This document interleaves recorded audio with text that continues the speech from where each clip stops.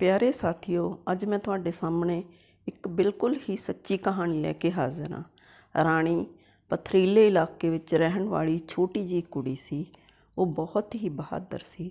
ਇਲਾਕਾ ਪਥਰੀਲਾ ਹੋਣ ਕਾਰਨ ਸੱਪਾਂ ਦਾ ਘਰ ਸੀ। ਆਏ ਦਿਨ ਕੋਈ ਨਾ ਕੋਈ ਸੱਪ ਦਿਸ ਹੀ ਜਾਂਦਾ ਸੀ।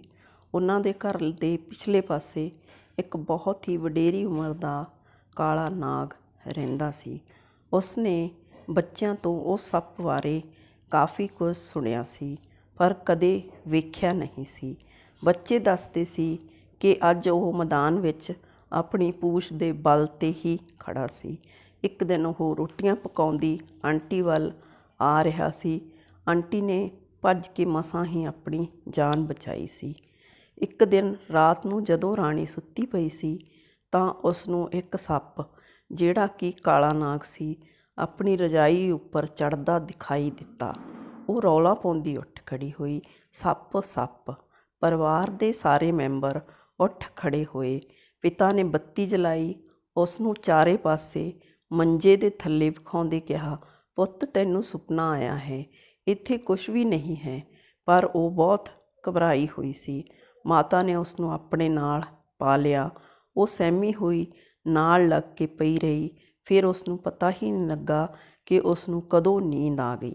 ਦੂਸਰੇ ਦਿਨ ਉਹ ਸਾਰਾ ਦਿਨ ਸੁਪਨੇ ਬਾਰੇ ਸੋਚ ਕੇ ਡਰਦੀ ਰਹੀ। ਅਗਲੇ ਦਿਨ ਰਾਤ ਨੂੰ ਜਦੋਂ ਉਹ ਸੁੱਤੀ ਪਈ ਸੀ ਤਾਂ ਉਸ ਨੂੰ ਇੰਜ ਲੱਗਾ ਕਿ ਉਹ ਸੱਪ ਉਸ ਦੇ ਨਾਲ ਪਿਆ ਹੈ। ਉਹ ਫੇਰ ਚੀਕਾਂ ਮਾਰਦੀ ਉੱਠ ਖੜੀ ਹੋਈ। ਮਾਤਾ ਪਿਤਾ ਨੇ ਉਸ ਨੂੰ ਸਮਝਾ ਬੁਝਾ ਕੇ ਸੌਣ ਲਈ ਕਿਹਾ। ਅਗਲੀ ਸਵੇਰ ਉਹ ਸਾਰਾ ਦਿਨ ਸਹਿਮੀ ਸਹਿਮੀ ਫਿਰਦੀ ਰਹੀ। ਜਿਵੇਂ ਜਿਵੇਂ ਰਾਤ ਨਜ਼ਦੀਕ ਆਵੇ ਉਸ ਦਾ ਦਿਲ ਬੈਠਦਾ ਜਾਵੇ।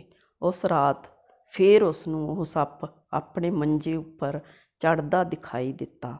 ਉਹ ਫੇਰ ਉੱਚੀ ਉੱਚੀ ਰੌਲਾ ਪਾਉਂਦੀ ਉੱਠ ਖੜੀ ਹੋਈ, ਪਰ ਉਸ ਰਾਤ ਸਭ ਦੇ ਕਹਿਣ 'ਤੇ ਵੀ ਉਹ ਸੁੱਤੀ ਨਾ, ਉਹ ਜਾਗਦੀ ਹੀ ਪਈ ਰਹੀ। ਮਾਤਾ ਪਿਤਾ ਵੀ ਸੋਚੀ ਪਏ ਹੋਏ ਸਨ ਕਿ ਇਸ ਨੂੰ ਹਰ ਰੋਜ਼ ਸੱਪ ਦਾ ਸੁਪਨਾ ਕਿਉਂ ਆਉਂਦਾ ਹੈ। ਅਗਲੇ ਸਵੇਰ ਦੁਪਹਿਰ ਦਾ ਸਮਾਂ ਸੀ। ਪਿਤਾ ਜੀ ਨੇ ਕੰਮ 'ਤੇ ਜਾਣਾ ਸੀ। ਮਾਤਾ ਜੀ ਨੇ ਚਾਹ ਬਣਾ ਕੇ ਲਿਆਂਦੀ ਅਤੇ ਸਾਰਿਆਂ ਨੂੰ ਚਾਹ ਪੀਣ ਲਈ ਦੇ ਦਿੱਤੀ। ਉਸ ਨੇ ਰਾਣੀ ਨੂੰ ਕਿਹਾ, ਉਸ ਦਾ ਭਰਾ ਕਹਿਣ ਲੱਗਾ ਕਿ ਉਸਨੇ ਪਾਣੀ ਪੀਣਾ ਹੈ ਅਤੇ ਉਸਨੇ ਰਾਣੀ ਨੂੰ ਕਿਹਾ ਕਿ ਉਹ ਮੈਨੂੰ ਪਾਣੀ ਦਾ ਗਿਲਾਸ ਲਿਆ ਕੇ ਦੇਵੇ। ਜਦੋਂ ਰਾਣੀ ਪਾਣੀ ਲੈਣ ਲਈ ਰਸੋਈ ਵਿੱਚ ਗਈ ਤਾਂ ਜਿਹੜਾ ਘੜਾ ਸੀਗਾ ਉਹ ਬਿਲਕੁਲ ਹੀ ਚਿਮਨੀ ਦੇ ਕੋਲ ਰੱਖਿਆ ਹੋਇਆ ਸੀਗਾ। ਪਰ ਜਦੋਂ ਉਹ ਪਾਣੀ ਭਰਨ ਲੱਗੀ ਤਾਂ ਸੱਪ ਉਸ ਦੇ ਵੱਲ ਫੁਕਾਰਾ ਮਾਰ ਕੇ ਆਇਆ, ਜਿਹੜਾ ਚਿਮਨੀ ਵਿੱਚ ਹੀ ਬੈਠਾ ਸੀ। ਜਿਸ ਨੂੰ ਦੇਖ ਕੇ ਉਹ ਡਰ ਗਈ, ਪਰੰਤੂ ਹਿੰਮਤ ਕਰਕੇ ਉਹ ਗੈਸ ਵਾਲੀ ਸੈਲਫ 'ਤੇ ਚੜ੍ਹ ਗਈ। ਜਦੋਂ ਸੱਪ ਪਿੱਛੇ ਮੁੜ ਗਿਆ ਤਾਂ ਉਸਨੇ ਕਮਰੇ ਵਿੱਚ ਜਾ ਕੇ ਰੌਲਾ ਪਾਇਆ ਕਿ ਰਸੋਈ ਵਿੱਚ ਸੱਪ ਹੈ। ਰਸੋਈ ਦੇ ਨਾਲ ਤੂੜੀ ਵਾਲਾ ਕੋਠਾ ਸੀ, ਜਿਸ ਵਿੱਚ ਰਸੋਈ ਦੀ ਕੰਧ ਵਿੱਚ ਇੱਕ ਇੱਟ ਨਿਕਲੀ ਹੋਈ ਸੀ, ਜਿਸ ਵਿੱਚੋਂ ਦੀ ਉਹ ਸੱਪ ਰਸੋਈ ਵਿੱਚ ਆ ਗਿਆ ਸੀ। ਪਿਤਾ ਨੇ ਰਾਣੀ ਨੂੰ ਕਿਹਾ ਕਿ ਉਹ ਤੂੜੀ ਵਾਲੇ ਕੋਠੇ ਵਿੱਚੋਂ ਇੱਕ ਸੋਟੀ ਲਿਆਵੇ।